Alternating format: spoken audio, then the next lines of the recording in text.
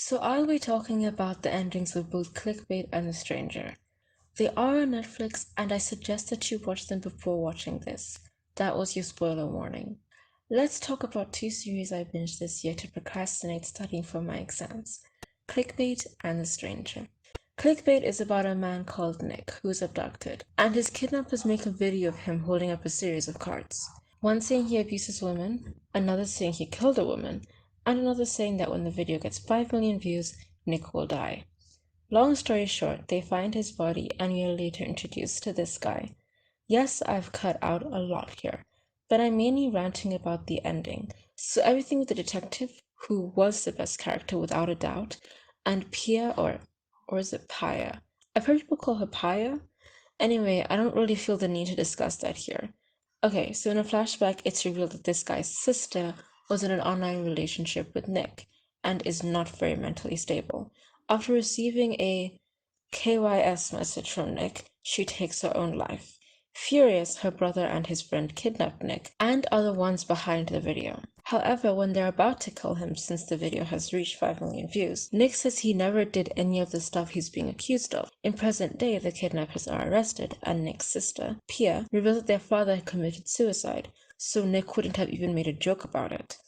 In the flashback, we're shown that the kidnapper lets Nick go, believing that he didn't do it. We'll come back to the logic of this moment, but I really like this show here. I thought that the reveal that the kidnappers weren't the murderers was really good, and I was wondering if they could top it. And you know what? They didn't. Basically, Nick's oldest son, Ethan, has been messaging someone throughout the series. Because of the whole catfishing thing going on, the audience is led to believe that this person isn't who they say they are, but she actually is. So that was a good subversion.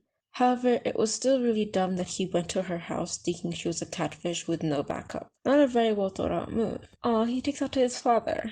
Anyway, she's able to find the IP address of the catfisher, leading to the reveal that Helen is the catfisher, and her husband is the murderer. Who's Helen, you ask? Helen is Dawn. She's so unmemorable that I literally can't get her name right. She worked with Nick and helped him set up his computer and sync his phone. She then uses the opportunity to steal his profile on dating apps and pretend to be him and talk to girls. When Nick is freed by his captors, he goes to Helen's house because he figured out what she did. Then her husband, Ed, hits him over the head and he is killed. That's right, the killer is the man who has only existed for one episode and barely had any lines. Before I talk about this further, let's talk about The Stranger. And no, I will not call it Harlan Coben's The Stranger. The Stranger is about a young woman who reveals secrets to seemingly random people, sometimes as blackmail asking for money, but other times to expose secrets since he believes that they tear relationships apart. Anyway, she reveals to the main character, Adam, that his wife faked a pregnancy and miscarriage. Adam confronts his wife, Corinne, and they have a fight, and then she leaves. Adam is a lawyer and spends a large portion of the first few episodes with Martin, his client and friend. Adam grew up in the neighborhood that Martin lives in, and Adam's dad wants Martin to sell his house so he can knock it down, and for whatever legal reason, Martin loses the battle and his house is knocked down. Up until this point, it's been established that Martin's wife left him and that he has a child called Chris. The audience is led to believe that his unwillingness to leave his house is on a sentimental basis. However, when his house is knocked down, this happens.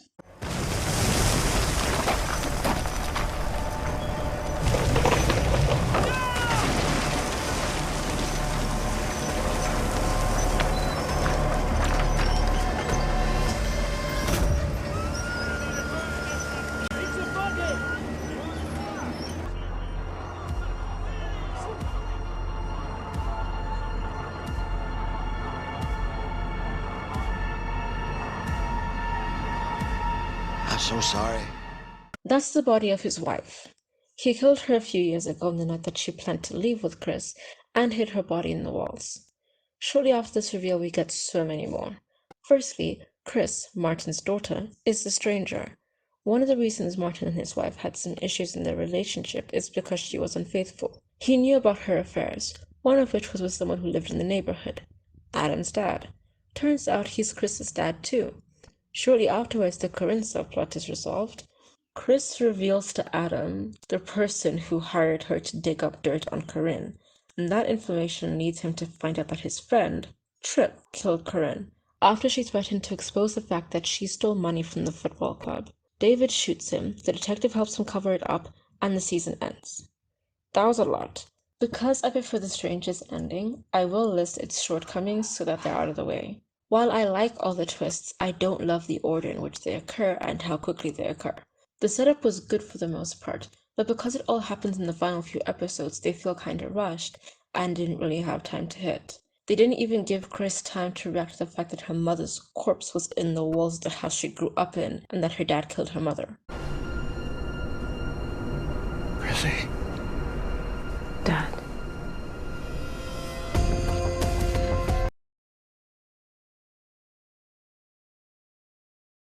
Before I continue, you might be wondering why these series are being compared. I'll admit maybe it's an unfair comparison considering that these shows have quite a few differences, but there are quite a few similarities. Not only the fact that both of them center around the disappearance of a spouse and have a detective playing a prominent role, but also, and more importantly, both series set up big reveals and had a series of twists. And that's what I'm comparing here. So let's talk about these reveals. On Clickbait's side, we'll discuss the reveal that Dawn was a catfisher and her husband was the killer. And on the Stranger's side, we'll talk about the Martin twist, including the whole thing with the Stranger, as well as how the Corinne plot was resolved. Both these series have other reveals and plot twists, but I won't be talking about them. And one more thing. You might be thinking that Clickbait's ending was supposed to be disappointing because it's a metaphor for society or whatever. And that's fine. Maybe the writers intentionally made the show literal clickbait, or maybe they just thought that they wrote a good finale. Either way, the ending disappointed me, whether intentional or not, and that's what I'm discussing today. Let's go back to the point where the kidnapper let Nick go. While I liked this review, the more I think about it, the less sense it makes. There wouldn't be a world in which Nick would be let go and the kidnappers wouldn't go to jail, especially with the publicity of this case. I think I would have preferred if after this, the kidnapper accepts defeat and turns himself in. After all, he was acting out of grief. This choice could have added some complexity to his character. Anyway, so Nick has been let go. Let's pretend to be Nick for a moment. Would you A. Go to the police, B. Go to your family, or C. Hide and clear your head so that you can think straight? Well, Nick said no to all these options and chose D. Go to the catfish's house and hope that you can convince her to calmly accompany you to the police station and turn herself in. Nick is then killed by Dawn's husband. I understand that Nick was trying to clear his name, but he could have still accomplished that by going to the police and telling them what he knew. They would then probably just call Dawn in for questioning. And another thing, I don't think the police care that much about what Dawn did. In the greater scheme of things, they were definitely more concerned with the kidnappers. When I think about it, I mean, I'm not a lawyer, but okay, if Dawn wasn't committing credit card fraud and gained no money for her whole impersonation thing, how steep would her sentence have been? If I'm being honest, this response is a little much. We don't get that much characterization from Dawn's husband, but from the mundane life that they're living, it seems he's pretty down to earth. Even when he finds out that Dawn was catfishing other women, he gets angry but never violent. He seemed quite rational, and he hadn't really done anything wrong up until this point. Yeah, he kills Nick for his wife, but we're never actually shown that he even stayed with his wife in the first place. In the final episode, he's ready to kill a child so he doesn't go to jail, and yet all he had to do here was nothing. Literally nothing. I don't believe that this was something worth killing Nick over, and moreover, I don't know why they were so calm about it. They just dispose of his body and only talk about the fact that they murdered someone when it becomes an inconvenience. Why didn't Ed leave when he found out what Dawn was doing? Dawn was just bored, but she never seemed to be a bad person, and she did like Nick. So why don't we see the guilt eating at her? Now, how are Dawn and Ed revealed to the characters as killers? Well, Nick's youngest son Kai goes over to their house alone at night to get answers and or revenge. Oh, he also takes after his dad. No logic in his choices. Only with Nick, Dawn and Ed weren't actually killers at that point, when in this case there's a very strong chance that they're the ones who killed Nick from Kai's perspective. Lastly, what makes this reveal weak in my opinion is the fact that Ed literally has not been in the show and Dawn was barely in it. I get that we shouldn't see the twist coming, but it won't have that big of an impact if you barely know these characters. Let's say the killer was revealed to be Pia. Yes, obviously they would really need to set that up well. The audience would have had a connection to her, making the impact more devastating because it feels like a betrayal. Okay, that's enough about clickbait. Let's go back to The Stranger. I think a major change I would have made is if Chris is established as Martin's daughter earlier in the series. like in episode 1 or 2. I understand that since Adam is looking for Chris and he's close with Martin, this information can't be disclosed to him until the end. But the show hasn't done a bad job with its use of dramatic irony, especially with the cat subplot. By telling viewers that Chris is Martin's daughter earlier in the series, when it's revealed that her father is actually Adam's dad, it has a bigger impact. Also, then we wouldn't have these weird moments where Martin doesn't call Chris his daughter or refer to her as she or her, but rather they, just to hide the twist, even though at that point it was kinda obvious. In addition, as I'd mentioned earlier, I would have wanted to see Chris react to knowledge of her mother's corpse in the walls. When they're in the hospital, I wish she could have yelled at Martin or had an outburst that drew attention to the room so when she tries to leave, Adam sees her, and that's how the chase happens. Okay, so about the Martin reveal. What I really liked was how he doesn't try to run or hide when his house is being knocked down. He accepts defeat and surrenders. It's one of the strongest parts of the show, in my opinion. And it also leads to other events unfolding. For example, Adam finding Chris and finding out what happened to Corinne. So finally, what did happen to Corinne? It's brought up quite casually in the show that money has gone missing from the football club, and Adam suspects Corinne took it and that's why she left. It turns out Adam's friend Trip took the money and lied to another member of the club, Barb, that Corinne stole the money and is planning to blame it on him. So Barb hires a stranger to dig up dirt on Corinne so that she wouldn't tell anyone. But Chris tells Adam about the information she found instead of telling Barb. Adam told Corinne, and so Corinne fronted Trip on the phone call. Corinne was furious, thinking Trip was the one who hired the stranger, and says she's going to tell the club that Trip stole the money. Let's talk about the logic here. Has Trip done something illegal? Yes. He stole the money and could face a prison sentence, especially since I don't think he has the money he stole anymore.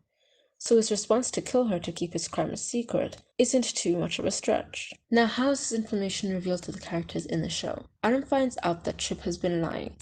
Adam pulls out Kat's gun, which Chris gave to him. He threatens Trip to take him to Corinne, so Trip takes him to the place that he buried Corinne's body. At first I was confused by Trip's logic here, but then he suggests that Adam lets it go, because the evidence points to Adam being Corinne's killer more than it does Trip, with the big fight that they had. So this, coupled with Adam's rage and the sheer audacity of Trip, causes Adam to shoot him. The detective, Joanna, oh yeah, we haven't actually spoken about her. She's pretty alright. She was about to be my favorite character, but then she went to Kat's house and put her phone on loudspeak. Hello? Joe, you're not going to believe this. The night of Hardy's death, I found something. So, You want to hear this? What is it? So, I'm viewing the CCTV from the area from the night of her murder. As you know, we requested footage from within a mile radius. Yeah? I'm looking at the footage from the train station. And 20 minutes before her time of death, who gets off the train and walks in the direction of the cafe? Who? Cats. Like, why would you do that?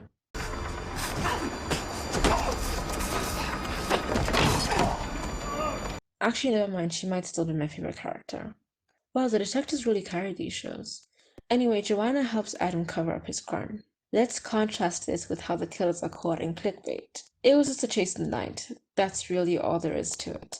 Dawn and Ed cry to each other, but I couldn't really feel anything because they weren't forced into it. Like, Ed, you didn't need to kill Nick. Not to mention, I literally don't know these people. Like, what is their last name even? Either way, I think the whole task force arrest thing kind of bores me, if I'm being honest. What I liked about The Stranger is, okay, I've got to think the detectives helping people cover up murder sometimes. I'm sorry. In this case, it shows Joanna understands Adam's pain, and they'd both lost people that they care about over the series. It just felt like a good moment. Trip being the killer wasn't revealed extremely dramatically, but I felt that it worked. Not only was he in the series for a substantial amount of time, he was also one of Adam's best friends, and therefore the reveal served as a betrayal to both the viewers and to Adam. So his response to kill Trip wasn't out of left field. So let's talk about the shows as a whole. I think that Clickbait definitely had an advantage because for the most part, it was focused on the disappearance of Nick. But then it should have definitely stuck the landing with a big reveal. Also, I feel that Clickbait didn't use all the information it set up. If I can take an event out of the show, and it doesn't change the plot of the show or make that big of an impact, it shouldn't be in the show. The mistress leads the police to the fake online dating profiles. The girl Ethan is messaging finds the IP address of the catfishers. But Sophie having an affair? Literally irrelevant. I'm sorry. If they needed a motivation to move, I mean, your husband's murder case being the talk of the town is motivation enough. They didn't need to throw in the affair. While yes, The Stranger was definitely a lot less focused, one of the things I felt it did right was how it marketed itself. Clickbait is a mystery. That was established from the trailer.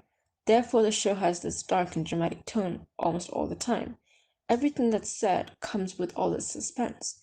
You believe that every bit of dialogue, every flashback is a clue. On the other hand, The Stranger is marketed as a drama mainly, and it takes time to establish different characters and plot lines. It also has a mysterious or ominous tone from time to time. It also has quite a casual tone in between dramatic scenes. This is how the writers were able to deliver clues to the audience as simple, familiar chit-chat. Also, the show is able to use all the information given to the plot lines. While I wasn't too interested in whatever the kids were doing, they caused Katz to confront his wife, which created all these reactions, leading to Katz finally attacking Chris, leading to Adam getting the gun and eventually killing Tripp. I thought that the show was all over the place, but almost everything connected with each other, and the events created a domino effect. Except for whatever was going on with the naked guy, I don't really know how much of a role that plays in all of this. Another advantage The Stranger has is the fact that you don't know Corinne is dead until the end, and therefore you're as convinced as Adam that The Stranger has something to do with her disappearance. So why did I make this video? Well, I feel that I've heard many people talk about clickbait, but not as many talking about The Stranger. It's okay to have preferences, but I feel The Stranger did a lot of stuff right. Yeah, it was flawed, but that doesn't make it any less enjoyable. So yeah, that's it for this video. Thank you for watching. It was a good break from my musical ranking series. Speaking of, have you watched it? If you're not into musicals but like video essays, check out my Jane the Virgin video. Anyway, I'll see you next time round to rank opening numbers and finales. Until then, I'm just a squirrel. Thank you for watching.